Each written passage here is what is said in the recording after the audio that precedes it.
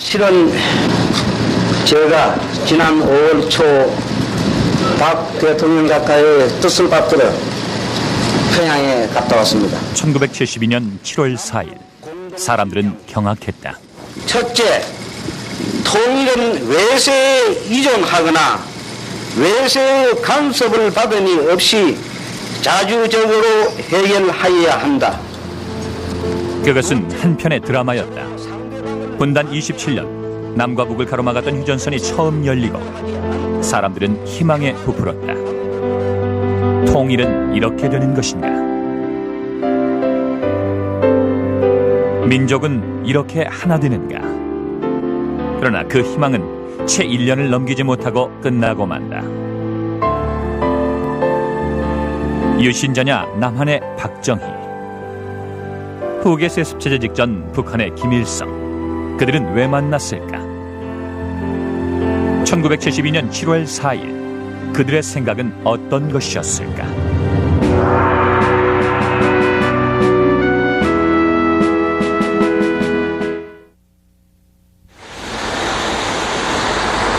(1972년 7월 4일) 비 내리는 광화문에서 사람들은 숨을 죽였다. 남북 공동성명. 당시 중앙정보부장 이후락이 비밀리에 북한을 다녀와 통일을 위한 7개 항의 원칙에 합의했다는 것이다. 남북 공동성명.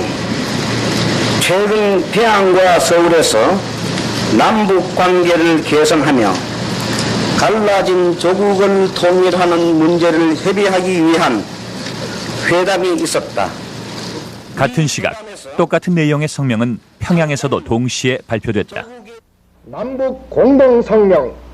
최근 평양과 서울에서 남북 관계를 개선하며 갈라진 조국을 통일하는 문제를 협의하기 위한 회담이 있었다.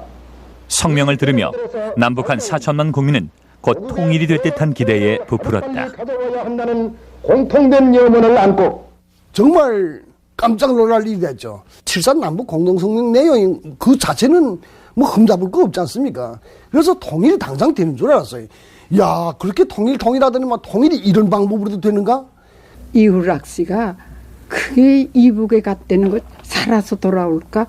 정말 어마어마한 사건이지요. 우리에게는 얼마나 흥분했었겠어요. 그래요. 그러고 또 이산 가족 상봉한다니까 얼마나 흥분했겠어요.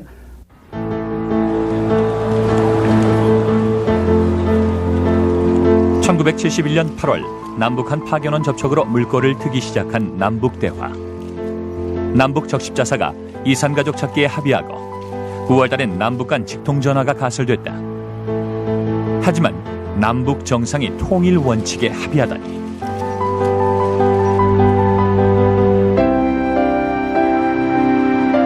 성명이 발표된 후 대화는 급속도로 진전됐다. 남북은 평양과 서울을 오가며 사반세기 동안 쌓인 회포를 한껏 풀어놓았다.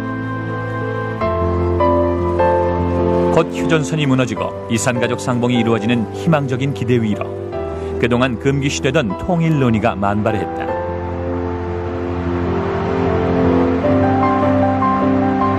하지만 부푼 기대 한편으론 막연한 의구심이 있었다. 통일이 정말 될까?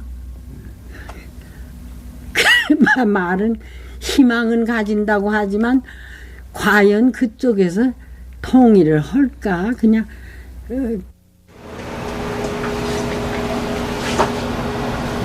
공동성명 발표 직전의 몇 년간 남북관계는 최악이었다.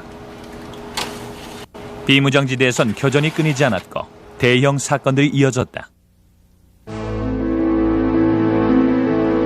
1968년 1월 벽두에는 무장공비의 청와대 기습 사건이. 우리 31명 임무는 박정희 노아지 때 이틀 뒤엔 미 정부함 푸에블로호 나포 사건이 발생했다. 하지만 남한은 북미 간 협상에서 철저히 배제됐다. 마치 휴전협정 때처럼. 그해 11월엔 울진 삼척지구에 180명의 무장공비가 침투해 20여 명의 경찰 민간인을 살해하는 사건이 일어났다. 남과 북은 준전시 상태였다. 박정희 대통령의 대북한 성토는 그 어느 때보다도 수위가 높았다. 우리의 자제와 인내에도 한도가 있다는 것을 북한 김일성 괴뢰 집단들에게 엄숙히 경고를 해두고자 합니다. 적이 전쟁을 도모하려 하면 즉각적으로 우리는 반격을 할 그런 태세를 갖추면서 전국 각지에선 반공 골기 대회가 잇따랐다. 시킨 살인마 김일성을 우리는 규탄한다. 이제는 더 못 참겠다고 분연히 일어선 성난 시민들입니다. 시민과 북한 학생과 인민들 앞에 내 환갑잔치를 소홀히 한다. 이 얘기를 그 60년대 중반부터 매년 군부대 방문하는 데마다 해왔거든요. 그러면 기치를 높이 들었단 말이야. 남한의 민족해방, 인민민주주의 혁명. 제국주의와 과감하게 싸우면 북한도 상황은 마찬가지였다. 언제 미국으로부터 공격당할지 모른다는 위기감이 팽배해 있었다. 그래서 고지랑 고지는 모조리다. 이 고사총, 고사포가 정말 총검의 숲으로 이러더라고요. 그렇게 난 그 북한의 그 고사포, 고사총이 많은 줄 꿈에도 몰랐어요. 미국 대통령이 그때 존슨이 됐는데 존슨이가 새벽 2시에 깨나갖고서 원산을 폭격하라. 뭐 그런 얘기를 했대요. 남북한이 일촉즉발의 긴장 상태에서 갑작스레 대화의 장으로 나선 이유는 무엇일까? 최근 기밀 해제된 미 국무성의 비밀 문서들은 당시의 정황을 짐작하게 한다.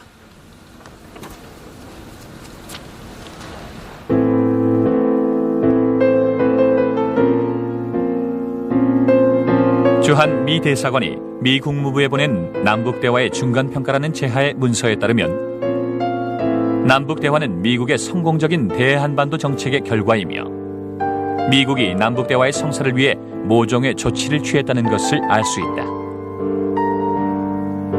남북 정상의 대결단으로 비추어졌던 남북대화는 기실 미국의 대한반도 정책의 산물이었던 것일까? 당시 이 문서 작성에 관여했던 주한 미 대사관의 정무참사관 오도노유는 그 사실을 부정했다.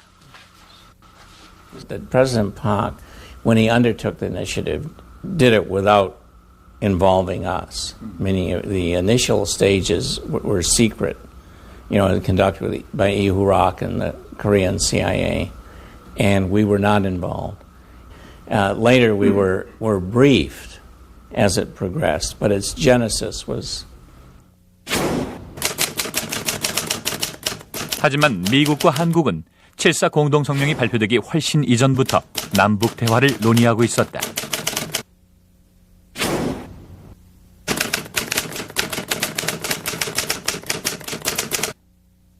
긴장 완화가 필요하다라고 생각한 것은 1968년 푸에블로 사건 때부터였습니다.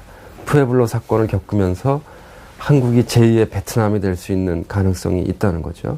그래서 미국 관리 내부에는 한국의 긴장 완화를 위해서 뭔가 조치를 취해야 되지 않겠느냐, 그런 논의들이 있었고. 1969년 1월 미 대통령 닉슨은 새로운 동아시아 정책을 발표한다. This honor now beckons America. Title of peacemaker. 아시아의 방위는 아시아가 책임진다. 이른바 닉슨 독트린이다.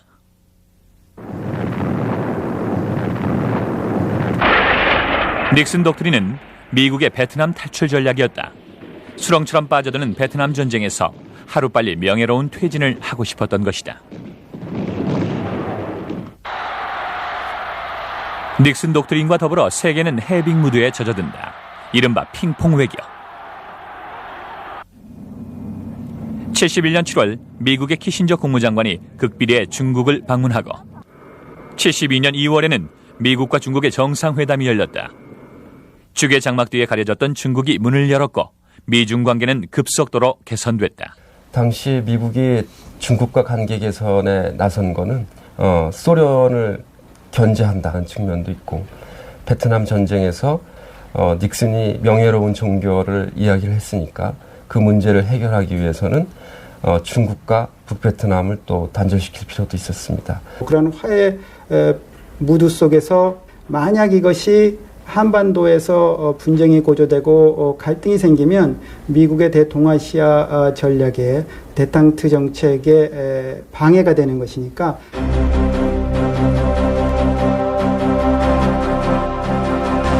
미국의 새로운 동아시아 전략은 분단 상황 하에 한반도에도 직접적인 영향을 미친다.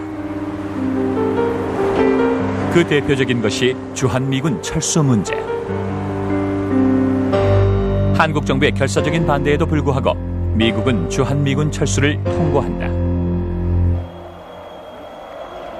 닉슨 독트린이 발표된 직후 박정희는 미국을 방문해 한미 군사동맹 체제의 유지를 확인한다. 하지만 닉슨의 주한미군 철수 방침은 변함이 없었고 박정희의 배신감은 날로 높아졌다.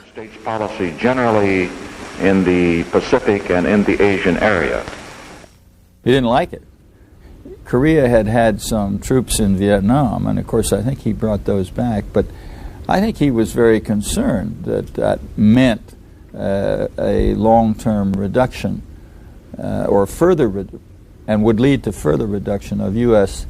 support for South Korea. 미국은 에거뉴 부통령을 보내 주한미군 철수를 납득시키려 했다. 무려 5시간에 걸친 회담으로 한국 측은 완강히 저항했지만 효과는 없었다. The United States always felt that sometimes felt that we needed to assert some pressure on the reins and hold back, I don't know, strong militaristic kinds of anger that would arise in South Korea, quite understandably. 세계적 긴장 완화의 커다란 틀 속에서 남북 대화의 압력이 계속됐다. 심지어 미국이 북한과 직접 교섭하겠다는 방안까지 대두됐다. 박정희의 고민은 계속됐다. 미국의 군사적 지원이 없다면 북한과의 극한 대치는 위험천만이었다.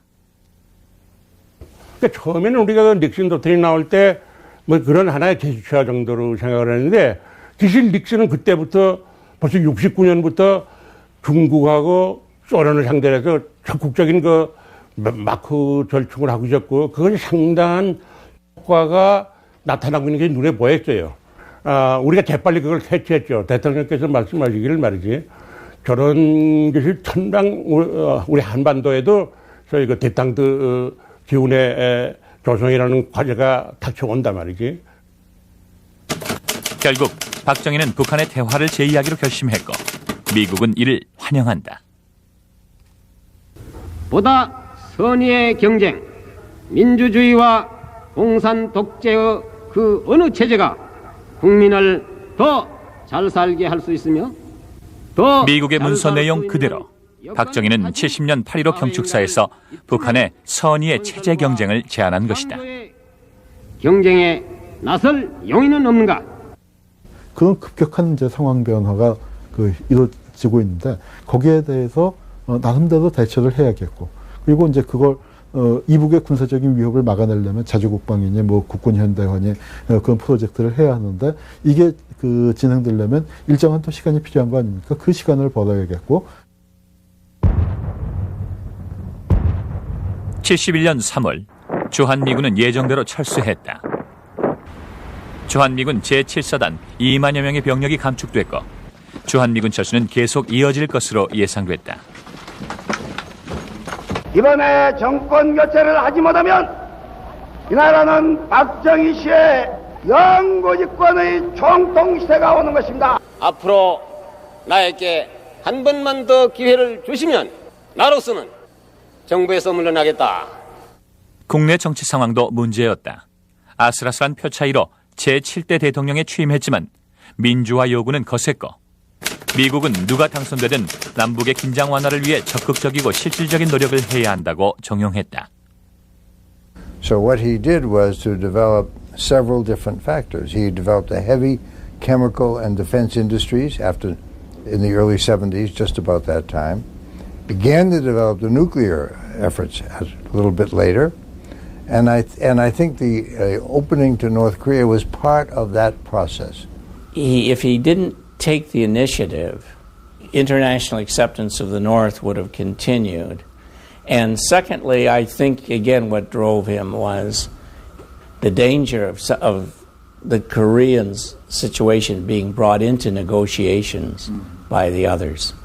첫째, 남북 간의 가족 찾기 운동 71년 8월 12일 결국 남한 정부는 적십자사 명의로 북한의 이산가족 찾기를 위한 회담을 제의한다. 대표가 한 자리에 마주 앉아 회담할 것을 제의한다.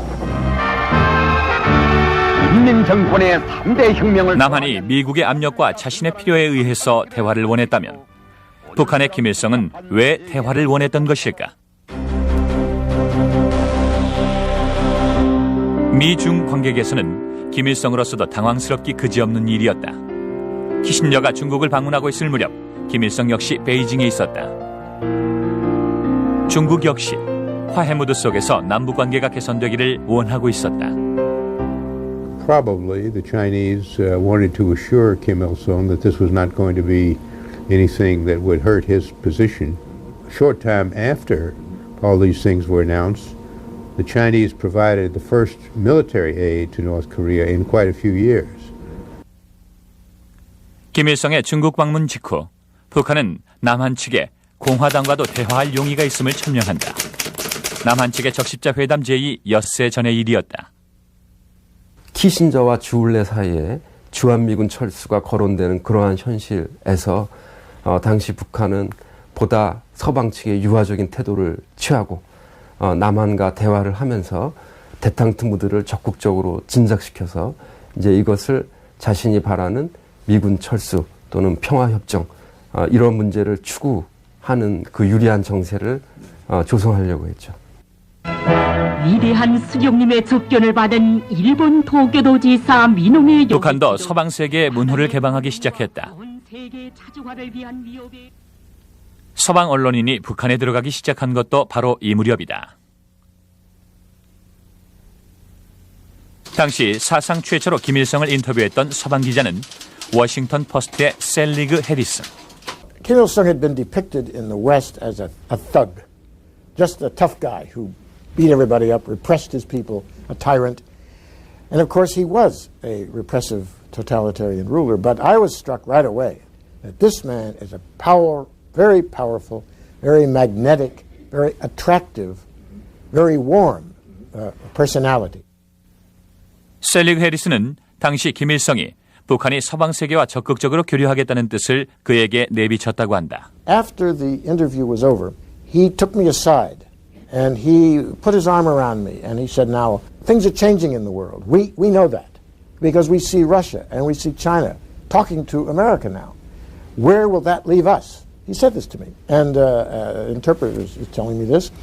And so we want to be friends with the United States. Please go back and tell people in Washington that we've admitted an American journalist. They should admit a North Korean journalist. 70년대 초반 북한 역시 심각한 고민에 빠져 있었다. 전쟁의 폐허 위에서 전후복구 사업에 나선 북한은 놀라운 속도로 재건에 성공하며 50년대 말까지 경이적인 경제 성장을 기록한다. 60년대 초반까지만 해도 경제력 면에서 북한은 남한의 절대 우위에 놓여 있었다. 하지만 60년대 말 북한의 경제는 답보 상태였다. 문제는 과다한 국방비 지출이었다. I was getting this all over. We want more consumer goods. We want to put more money in light industry and consumer goods. We can't do it because of the need to spend on defense. North Korea was spending, and has been in general over the years, spending an average of 5 times more of its GNP on defense than the South. 남한이 미국의 군사 지원 하에서 경제 성장에 전념하는 동안 북한 경제는 군사비에 허덕이며 몰락하고 있었던 것이다. 예산의 30%가 아니에요. GNP의 30% 이상 썼단 말이에요. 이 제2차 세계대전 말에 일본 사람들이 이제 미국의 공격을 받고 할 때도 그때가 대체로 GNP의 30-40%입니다. 일본 사람들이 그 마지막 그 전쟁 마지막 기회에 그렇게 돈 쓰고 어떻게 경제 성장을 합니까? 경제 건설과 국방 건설을 동시에 진행한다는 그 병진 노선은 이제 62년도에 그 나오게 되는데, 사실 그 병진 노선에 힘입어서 그 김창봉, 허봉학 같은 이런 그 군사 강경주의자들이 막대한 그 예산을 타다가 그 군대도 강화하고 특수부대도 키우고 그렇게 해왔습니다. 그런데 결국 이제 그것이 그 자업자득으로 북한 경제를 몰락에 그 빠뜨리는 결과가 나타났고, 그 결과 남북 대화가 시작되는 1970년대 초반엔 남북한 간의 1인당 GNP가 역전된다. 남쪽에 기대했던 어떤 변형 역량의 약화와 북에 있어서의 어떤 그 전투 역량의 그 위기, 이 두 가지 때문에 북은 계속 그 자신들이 추구해왔던 힘에 의한 한반도 그 정책을 포기하고 그들이 그 주체적인 어떤 그 운동 역량을 새롭게 그 획득 강화하기 위한 시간을 벌 그럴 필요가 있었던 거죠. So I think from both sides' point of view, in looking at the international situation too, and maybe the North had the same thing, because remember China was their firm support, and the Chinese were negotiating with the Americans. So both sides, or both leaders, in some ways face the same situation of uncertainty as what the future held. 그렇게 서로의 이해가 맞아떨어져 대화는 시작됐다. 어찌됐든 역사적인 남북 대화. 하지만 회담은 처음부터 난항이었다. 근데 그 의제가 우리 쪽은 가족, 친척 이렇게 해서 하자 그러고, 북쪽은 가족, 친척, 친구를 포함을 하자. 또 저쪽은 여기저기 어디든지 마음대로 자유롭게 막 돌아다니면서 이상가족을 찾자 그렇게 얘기를 하고요. 우리 쪽에서는 그렇게 되면 결국 그 선전을 하기 위한 그런 그 상황이 되지 않겠는가. 회담의 진척과는 무관하게 적십자 회담이 열리는 판문점 회담장 주변은 축제 분위기였다. 서로 총뿌리를 겨눈 채 으르렁댔던 남과 북이 4반세기 만에 다시 만난 것이다.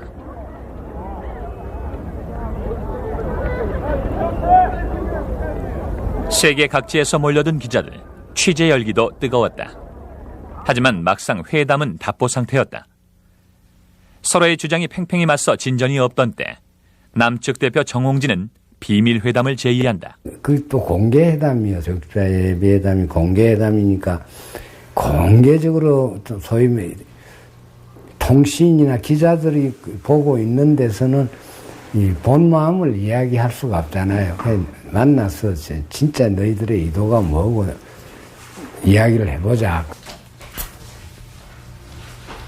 막상 비공개로 만나자 오히려 대화는 수월하게 진척됐다. 1972년 3월 28일 정홍진은 분단 이후 최초로 휴전선을 넘는다. 적십자 회담은 남북한 간 고위급 회담을 주선하기 위한 비밀 회담으로 발전했다. 북한에선 정홍진의 평양행을 위해 노동당 조직부장 김영주가 신변 보장각서를 써주었고, 남한에선 중앙정보부장 명의의 위임장이 발부됐다. 갈 때 헬리콥터 타고 갔거든요. 헬리콥터 타러 가면 좌우로 이제 집들이 있는 것도 보이고 또 엄청 다 보이는데, 평양 가서 여러 가지 이제 그 시설들 있잖아요. 자는 방. 그때 모란봉 휴게소에서 잤는데, 대통령 말씀은 꼭 그거예요. 참 조심스럽게 차근차근 해라. 이 대화를 적극 추진했던 것은 이후락 당시 중앙정보부장. 주일 대사였던 이후락은 70년 12월 급거 귀국해 중앙정보부장으로 취임하고 남북 대화를 준비한다. 대화는 극비리에 추진됐다. 이틀 전까지 이후락이 만났는데 이후락이 말 안 해줘. 그리고 박정규도 말 안 해, 몰랐잖아. 그 경호실장 말이야. 그건 이후락이가 잘하는지 잘못한지 모르지만 하여튼 기습적으로 그만큼 추진해 나갔죠.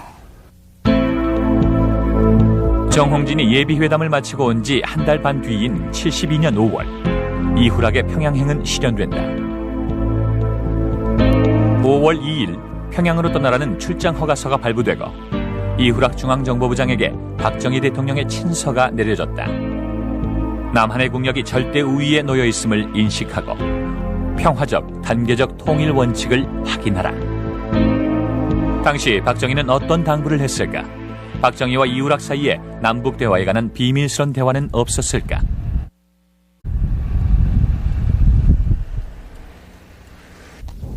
취재진은 이후락의 소재를 찾아 나섰다. 이후락 선생 댁 어디예요? 별장? 네. 아, 별장은 저 들어오면 이 시고가 폐말이지요. 폐말고서 그 폐말에서 보면은 폐가 되고 없어요, 폐가. 이후락은 최근 고향인 이곳 경남 울주군의 별장에서 요양 중이라는 소식이 있었다. 하지만 그 별장은 아무도 살지 않고 찾는 이도 없는 폐가로 변해 있었다. 최근 그런 같은 거 연락시 갖고 이거 안 오시면 안 산다. 작년 한번 왔더라 안 가냐? 작년에? 야, 많이 앱있더라. 많이 앱있어. 어깨 뭐 돼? 말을 못해요? 야, 더 되지 약간. 수소문 끝에 이후락의 집이 경기도 하남에 있다는 사실을 알아냈다. 요즘 어떻게 지내셨나요? 최근에 1, 2년 사이? 최근에 계속적으로 나나 저 집에서 요양하고 계시다가 네. 더 몸이 불편해 가시고 아마 그 친척들 한번 모시고 간 것 같아요. 그 상태가 어떠세요? 상태가 굉장히 심하죠. 사람도 못 알아보는 상태입니다. 대소변을 못 가리는 상태죠.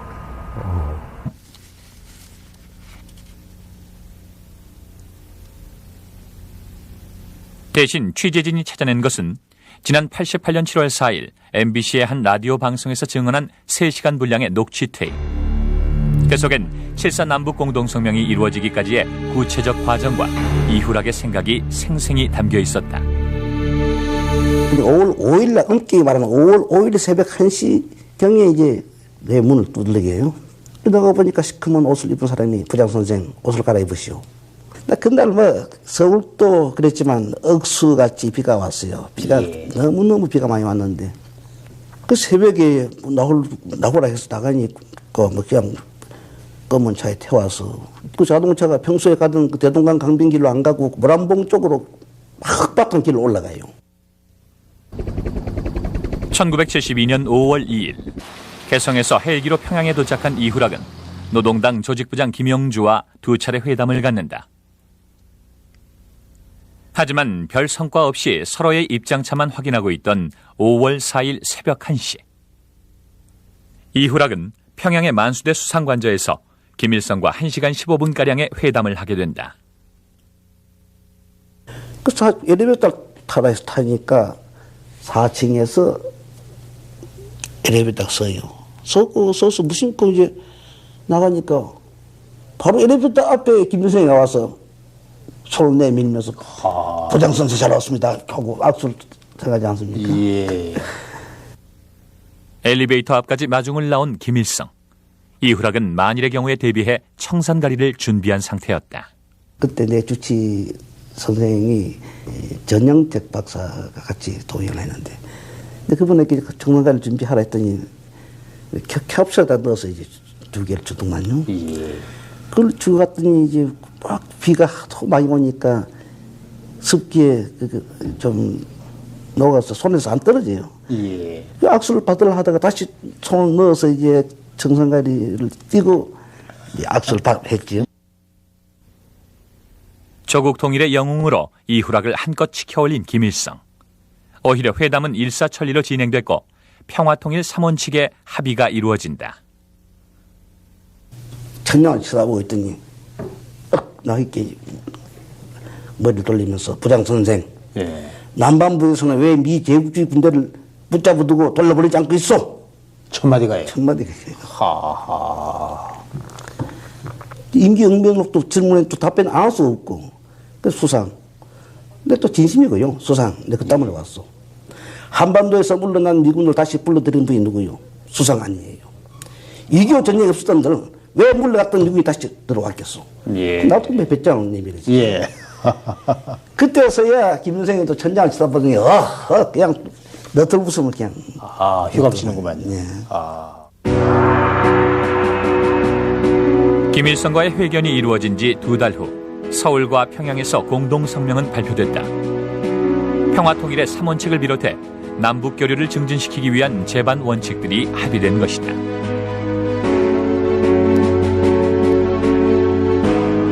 남북 간에 새 시대가 열리는 듯했다. 책임 있는 당국자들이 만나 양보하며 만들어낸 극적인 전환. 1항부터 8항까지가 있을 텐데, 제일 앞을 보면은 통일 3원칙이 들어있고, 1항이죠. 2항은 전부 이제 실질적인 교류와 소위 크고 작은 것을 막론하고 군사 충돌을 하지 않는다는 거. 이제 그런 실질적인 대책을 강구하는 것은 전부 우리가 내놓은 아니고, 앞에 통일 3원칙은 이구락 부장이 평양 방문했을 때 이제 김일성 수상이 여러 번 강조하던 문제입니다. 김종필 국무총리는 보고에서 남북 공동성명은 하지만 그것은 너무나 갑작스러운 변화였다. 국회에선 정부의 회담 진행 과정과 공동성명 내용에 문제를 제기했다. 이후락의 평양 방문이 반공법 위반이고 합의 내용이 반민주적이라는 것이었다. 야, 이게 야단났다. 반공법이 없는이 존재하는데, 이게 정보부장이 북한을 간 거는 이건 반공법 위반 아니냐, 이 소리까지 나와서. 정치권의 공방과는 달리 국민들의 반응은 열광적이었다. 국민들의 대대적인 환송을 받으며 평양에 간 남측 대표들은 북한 주민과 당국자들로부터 극진한 환대를 받는다. 72년 8월 제1차 남북적십자 회담에 이어 제2차 남북조조리위원장 회의가 평양에서 열려 상호 비방 금지 등 7.4 남북 공동성명의 내용들이 재확인됐다.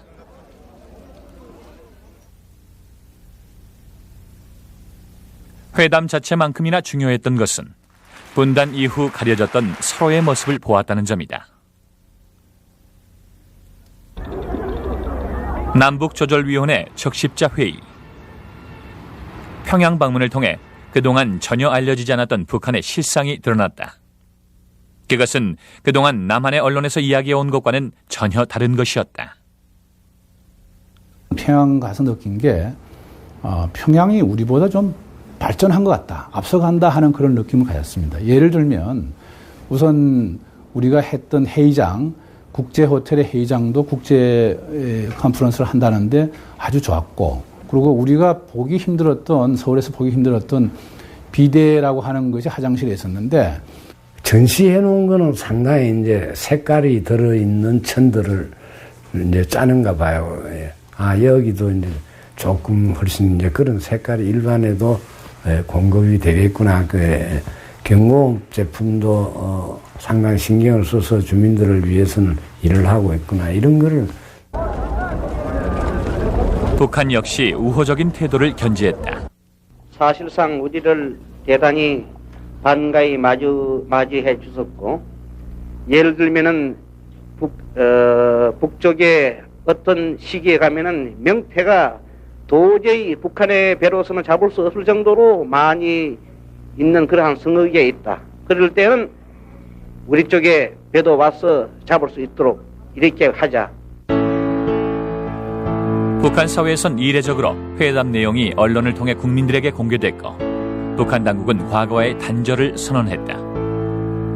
그 7.4 공동성명 발표 직후에 노래 제목이 그때 우리는 지난 날을 묻지 않는다, 이런 노래가 있었습니다. 그러니까 남한 당국자인 박정희라고 이름은 지칭하지 않았지만 친미를 했던 친일을 했던 오늘날 그것을 회개하고 민족의 자주 통일을 위해서 협력하는 사람들과는 우리는 손잡을 수 있다, 이런 내용을 해서 북한 이런 방송이나 이런 데서 많이 내보냈고,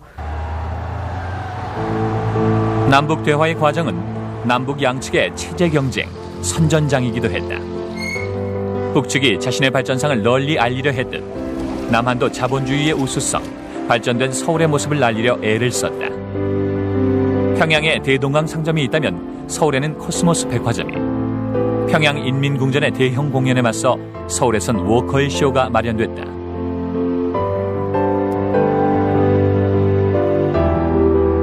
심지어 미모의 접대원들까지 대거 동원됐다. 북한에 보여진 서울의 모습은 화려했다. 우리도 사실은 그때만 해도 이 금호동 이쪽엔 전부 판자촌 비슷한 게 많아가지고 뭐 페인트 칠을 하고 또 이 불을 끄지 말라고 큰 빌딩 그래서 뭐 밤에 계속 불 켜놓고 그렇게도 했었고, 어디에서도 강냉이죽으로 연명하는 남한 민중의 모습은 없었다. 남한 방문단이 그랬듯이 북한 사람들에게도 남한의 모습은 놀라웠다. 이 사람들이 얘기한 중에 정말 전국에 있는 차 다 여기다 끌어모았구만요. 뭐 이렇게 이제 이 얘기하는 그 사람도 있어. 그런데 우리 측 대표 중에 한 분이 이런 얘기를 했어요. 자동차는 굴러오니까 모으기가 쉬운데 빌딩을 옮겨오느라고 좀 힘들었다고. 뭐 이렇게 하지만 체제 경쟁의 선봉에 서 있는 남북한 최고 통치자들의 심경은 그리 편안하지 않았다. 박정희는 북한 당국의 일사불란한 모습에 적지 않은 위기의식을 느낀다. 이우락 부장이 평양을 다녀와서 대통령께 보고하는 그런 기회가 있었습니다. 그래서 이 부장께서도 평양이 잘 조직되어 있고 또 국력이 상당한 수준이 있다는 것을 그 보고를 이제 상세하게 드리는 거 보니까 박 대통령께서 굉장히 언짢아하면서 나아가서 당신이 가서 평양 가서 한국이 절대 국세가 우위에 있다는 거 보여주라 그랬더니 당신 이상한 거 보고 왔다 하는 정도로 그 언짢아하는. 회담이 진행되면서 북한 대표단이 머물렀던 타워호텔 아래는 인민궁전에 필적할 만한 국립극장이 새로이 지어졌고, 서울 삼청동에 평양의 대회의장에 버금가는 회의장을 짓는다. 하지만 이 회의장은 결국 한 번도 사용되지 못했다. 다 지어지기도 전에 남북 간 대화가 중단됐기 때문이다. 잠시 후 이곳 판문점에서는 역사의 한 페이지가 펼쳐지려는 순간입니다. 지금 자유해협 계단 올라서고 있습니다. 한 발 두 발 계속 올라가고 있습니다. 남북 간 미묘한 기류 변화가 감지된 것은 72년 9월 서울에서 열린 제2차 남북 적십자 회담에서부터. 평양에 체류하는 동안 열렬한 환영 속에 서울에 도착한 북측 대표단은 정치 선전에 가까운 연설로 실망감을 안겨준다. 불멸이 주체 사상을 자기의 지도 사상으로 삼는 우리 당은 경애하는 수령 김일성 동지께서는 주체를 세운다는 것은 자기 나라의 혁명과 건설에 대하여 주인다운 태도를 가진다는 것입니다. 우리 인민의 경애하는 수령 회담장의 남측 대표단은 당황했고 생중계된 회담 내용을 지켜보던 국민들은 경악했다. 주체를 세우는가 못 세우는가. 북한의 발언 진위와 남북 대화의 목적에 대한 의구심, 비난들이 본물처럼 터져나왔다.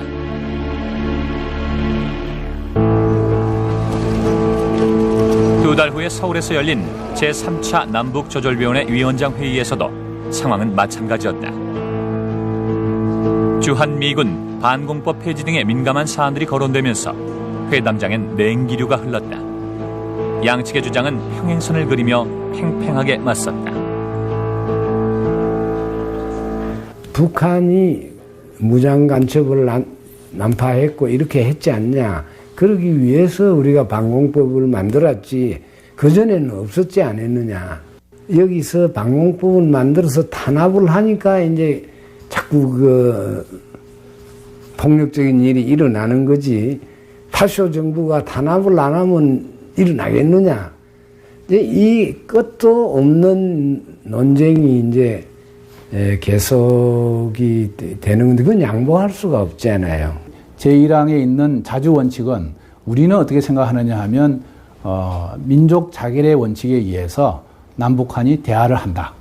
그래서 우리가 통일로 나아간다는 것이고 북한의 경우에는 7.3 남북 공동성 발표한 이후에는 그거는 바로 주한미군 철수다. 이렇게 본인이 이야기를 했죠. 그 같은 입장 차이는 공동 성명이 발표된 그날부터 예견된 것이었다. 한편으로는 대화를 외치면서 북한은 미군 철수를, 남한은 회색 통일론 경계, 반공교육 강화를 주장했다.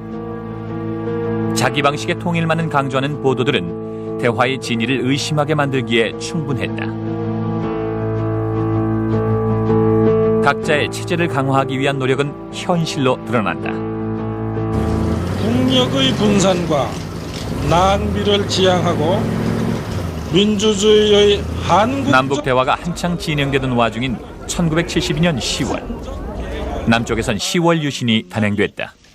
유신적 개혁을 단행하는 것만이 국가의 안전과 조국의 평화적 통일을 기약하는. 일각에선 10월 유신을 하기 위해 대화에 나선 것이 아니냐는 의혹이 제기됐다. 남북 대화 할 때는 10월 유신이라는 생각도 안 한 겁니다. 다만 그렇게 해서 남북 대화를 해보니까 점점 어렵더라고요. 이거 안 되겠다. 우리도 주도권을 잡을 수 있는 대화 방식으로 가야 되지. 나도 필요하다면은 네가 연구직권을 할 수 있다 하는 길을 열어놓고 대화를 해야 되겠구나. 거기서 10월 유신이라는 것이 이제 구상이 된 거지. 10월 유신을 위해서 남북 대화가 이루어진 건 아닙니다. Because he said, oh, he broke into English. He said, oh, very strong, one man rule, quite a guy, quite a guy. Lee Hu-rak's assessment that if South Korea was going to deal with North Korea, where North Korea had really strong control over everything, that South Korea ought to try to strengthen its internal control. Now, I think that was a misreading of the nature of South Korea as compared to North Korea. The great strength of South Korea is its freedom and its democracy. 유신 헌법이 발표되던 바로 그날, 북한에서는 사회주의 헌법이 발표됐다. 그것으로 김정일의 권력 세습을 위한 발판이 마련됐다. 72년 12월 27일 날 북은 사회주의 헌법을 공포하고 남쪽은 유신 헌법을 공포했단 말이에요. 이것만을 놓고 보면 이게 남북대화 하더니 얘네들이 정말 짜고 친 고스톱이었구나. 이렇게 생각들을 하는데 이북은 김일성은 사회주의 헌법으로 바꾸나 안 바꾸나 이미 절대적인 권력을 장악하고 있었습니다. 73년 8월 일본 도쿄에서 발생한 김대중 납치 사건은 10월 유신과 박정희의 대화 의도에 의혹을 가중시켰다. 남한 사회 내부에 가중되는 민주화 압력에 대응해 절대 권력 체제를 강화할 시간 벌기용이었다는 의혹들. 사실이 어떻든 간에 결과적으로 남북 대화는 10월 유신으로 귀결됐다. 김대중 납치 사건이 발생한 이후 박정희 정권의 행태와 납치를 주도한 이후락 중앙정보부장의 극렬한 비난을 퍼부은 북한은 돌연 대화 중단을 발표한다. 우리 측은 어떠한 난관이 있더라도 실사 남북 공동성명의 정신에 입각하여 남북 대화를 성실과 인내로 이끌어 감으로써. 하지만 이후락은 김대중 납치 사건을 주도한 것으로 알려져 중앙정보부장에서 면직됐고 그 이후 공직에 나가지 못했다. 남북 대화도 대화의 중단도 결과는 미국의 의도대로 진행됐다. 미국은 남북한의 통일이 미국의 국익에 위배된다고 생각하고 있었고 남북 대화는 철저히 코리안 쇼가 되어야 한다고 믿었다. 그리고 그것은 미국의 장기적인 대한반도 정책의 틀 속에서 이루어진 단기적 전략이었다. 남북 대화가 진행될 당시 북한에 대한 미국의 전략은 고립이었고 남북한의 관계는 현상 유지였다. 남북 대화의 시작과 종결에 미국이 얼마나 직접적이고 구체적인 영향을 미쳤는지는 알 수 없지만 결국 미국의 의도는 현실로 귀결됐다. 남북 대화도 그렇고 그 한반도의 통일 문제도 그렇고 이것이 그 한국 사람들은 남북한이 주도를 해야 된다라는 것은 누구나 인정을 하고 그것을 바라지만은 이것이 결코 남북한의 문제로 끝나지는 않는다. 항상 주변 강대국과 또 이 한국과의 또 관계 이러한 문제와 연계될 수밖에 없다라는 것을 잘 보여주는 역사적 선례라고 생각합니다.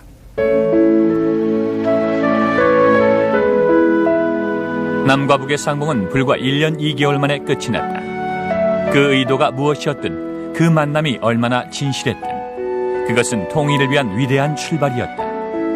1972년 7월 4일 그 첫 만남이 있었기에 남과 북은 다시 만날 수 있었다. 어쨌든 남북한이 처음으로 마주 앉아서 이런 그 통일 문제를 의논했다는 그 자체가 엄청난 그 의의지 않겠습니까? 그게 없었다면 그 이후에 있었던 여러 가지 북남 간의 그 고위급 회담 합의서라든가 이런 게 나오기 어려웠다고 생각돼요. 근데 7.4 공동성명을 통해서 주한미군 철수 문제라든가 평화 군축, 평화 통일의 문제들이 공개적이고 합법적인 영역에서 또 이 정권 측면만이 아니라 민간 부분에서도 활발하게 논의될 수 있는 계기를 열어놨다. I think they both were Koreans, and I think they, in their heart of hearts, both realized that at some point, this division, which they had not asked for, had to come to an end. And so this was sort of the starting point of a long process which continues to this day.